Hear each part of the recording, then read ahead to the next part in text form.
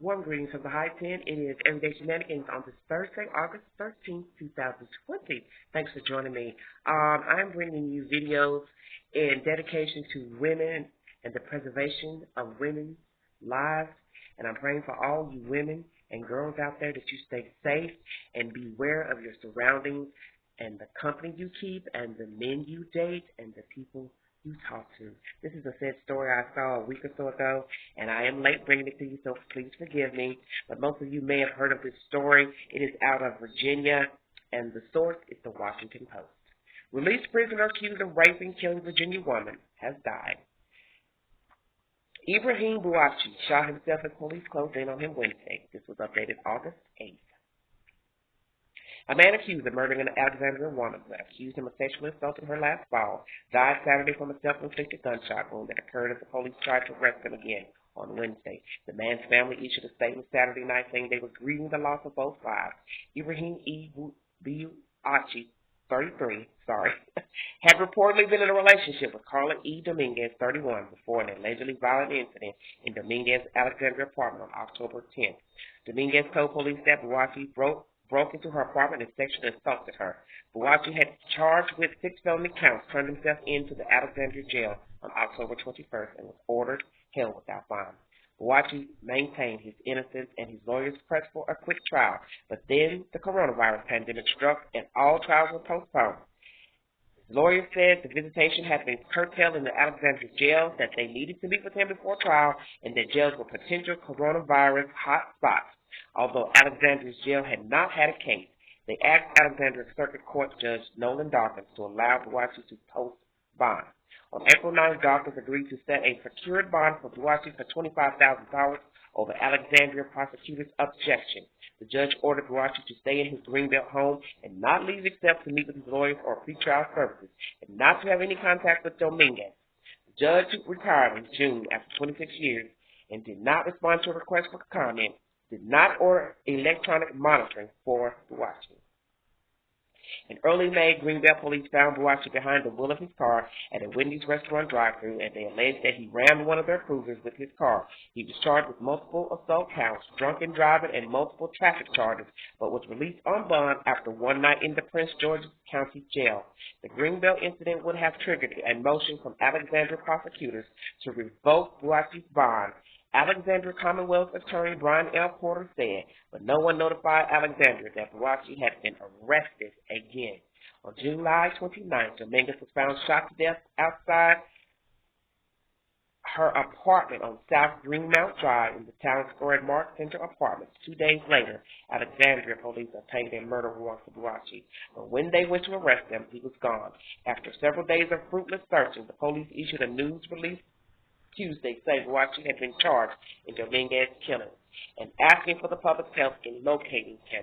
The next morning, the U.S. Marshals Fugitive Task Force and Alexandria officers spotted Bouachi's car in Prince George's County.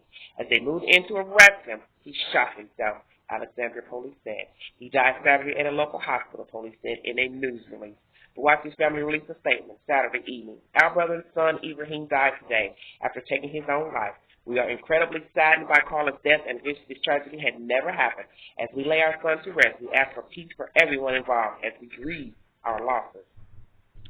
And that is the sad information coming out of Virginia a week ago. As you see, this clown was released from jail out of Virginia because of COVID-19 reasons. And he then went and left jail without an ankle monitor bracelet and murdered his ex-girlfriend, then girlfriend, which is whoever. And then once approached by law enforcement, he killed himself. Well, how about that? So, as I said to someone on a comment page pertaining to this storyline, I don't give a damn that you don't think that he raped the girl.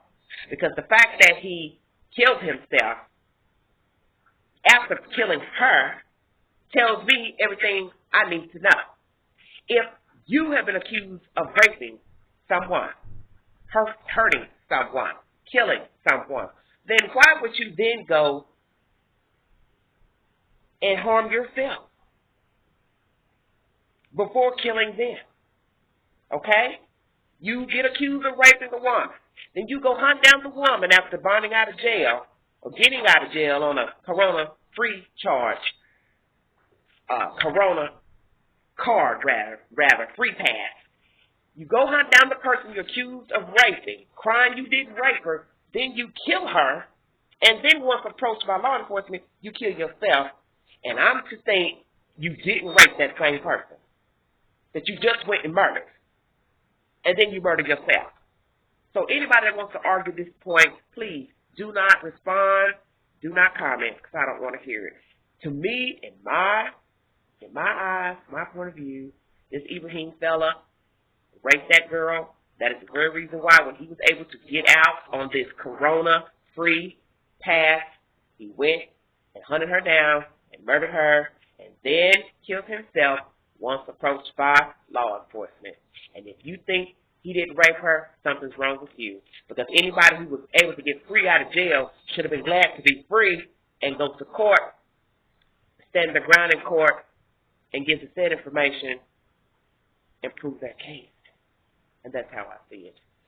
As you see with this COVID-19, people are getting out of jail, which I don't have a problem with them letting people out of jail for minor offenses, but I don't see how any judge, DA's office could consider a rape as a misdemeanor. I'll wait. I never thought a violent crime of abusing someone's body, taking sex from someone was considered a misdemeanor. Excuse me. Yeah, I said it. So now, there's a dead lady and a dead suspect. And of course, the family wants peace for everybody. Yeah, okay. What about the peace for the dead? You know, I don't even want to hear it. Like, share, subscribe.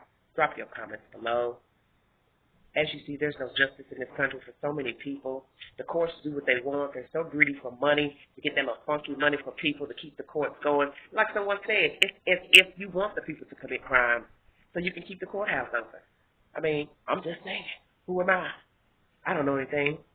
I'm just out here living, taking notes on this buffoonery. Prayers to her family, prayers to all women who have been abused, victimized, assaulted, raped, children as well. God bless all of you. Stay safe. Like, share, subscribe. Drop your comments below. Tell me what you think about this case. Do you think he raped this young lady? Let me know. Everyday Shenanigans. I'm out of here. Bye-bye.